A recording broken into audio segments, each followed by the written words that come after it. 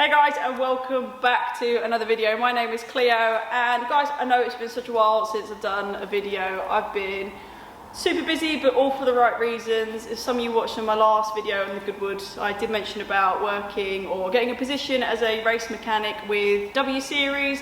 We're actually following Formula One, and I've been away quite a bit, but within that kind of time frame, I've also been able to swap cars. So that is what we are here looking at today. Unfortunately, I no longer have the Mini Cooper R53. Like, I absolutely love that car. I went everywhere with it. I did the Nürburgring. I did so many track days, like a lot of my first track days as well, a lot of the UK tracks.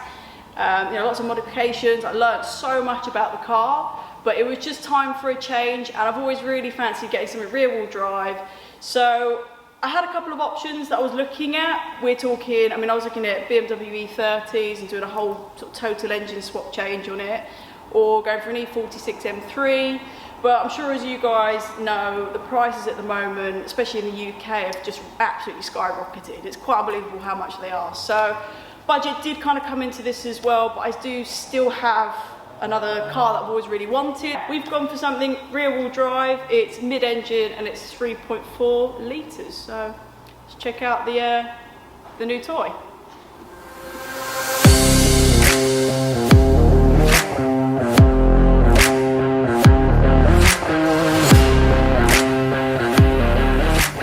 So this is the new track car. It's going to be something that I'm going to be working towards, and I'm really looking forward to it because it is something totally different. You know, I've driven rear-wheel drive cars before, but I've not actually tracked a rear-wheel drive, and it's going to be totally different from the Mini, which is obviously front-wheel drive, front engine. This is going to be a totally different driving style for me to learn. So it's going to be really awesome actually. I'm so looking forward just to getting stuck in, seeing what it handles like, seeing what it drives like. We've got more power from the offset. But as with anything as well, you know, a lot of these cars, they've got their common issues. I can fully appreciate, you know, the Cayman S, it's the Gen 1, so it suffers from IMS bearings going.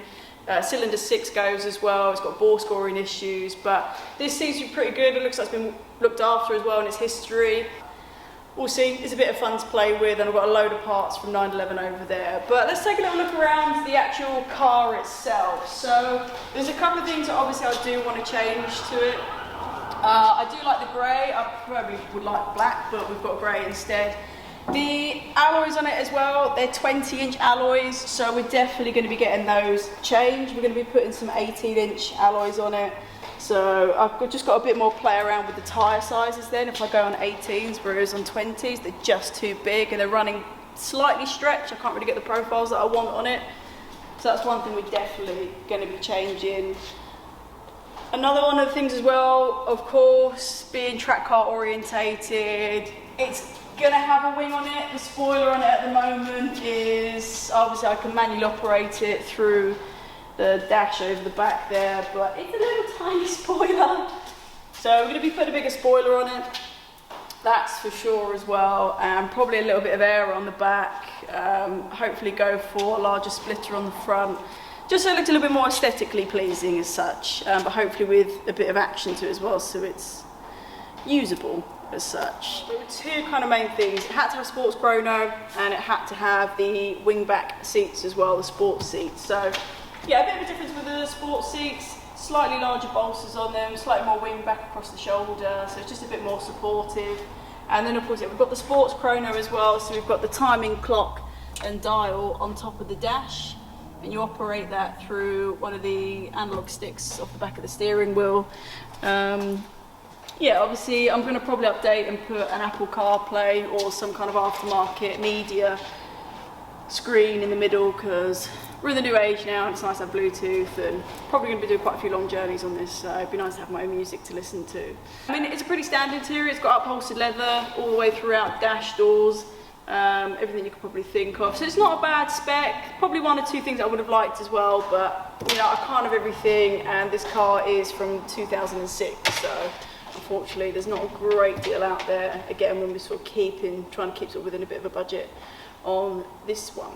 But let's take a look at the old engine.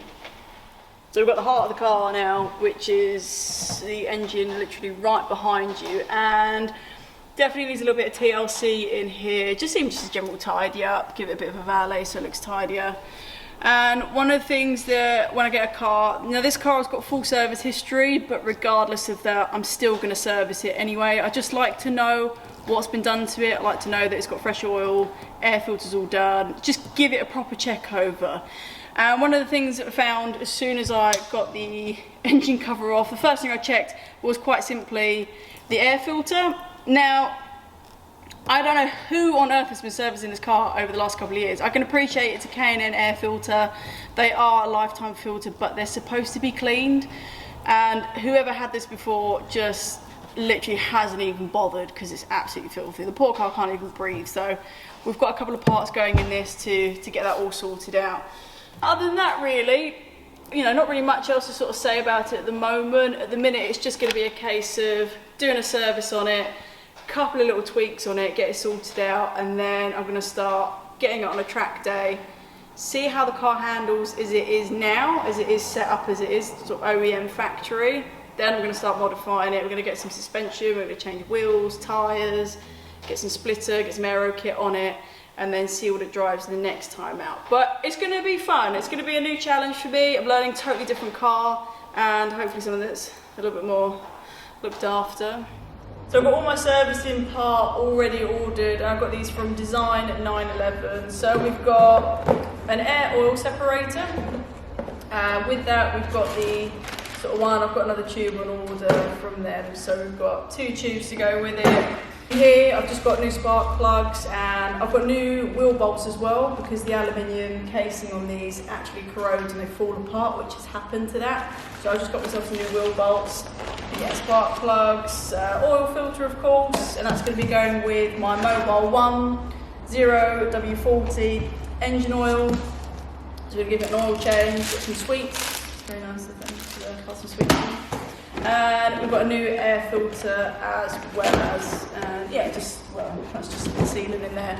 So I've got all my parts. We're not going to be doing that today. It was just kind of getting a few bits together, so in readiness, and I'm going to give it a full service, get it out for a drive, and just kind of enjoy it for a bit before we start pulling things apart completely. I think that's kind of like a conclusion to my new track car. It's going to be awesome. I'm really looking forward to just doing a new car in general. It's going to be totally different to the Mini. I'm going to have to learn new things, learn a new driving style, and you know, kind of pick up on pros and cons of the car. But it's going to be awesome. It should be good fun. Probably not best coming into winter now with rear-wheel drive, but hopefully we should keep it on the road.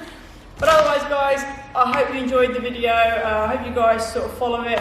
Drop any comments in below, anything sort of helpful information as well, any sort of tips that you guys can think of. By all means, it's a new journey for me, so kind of any help is always appreciated. I'm going to leave the video there. Thanks again, and hopefully we'll see you very, very soon. See ya.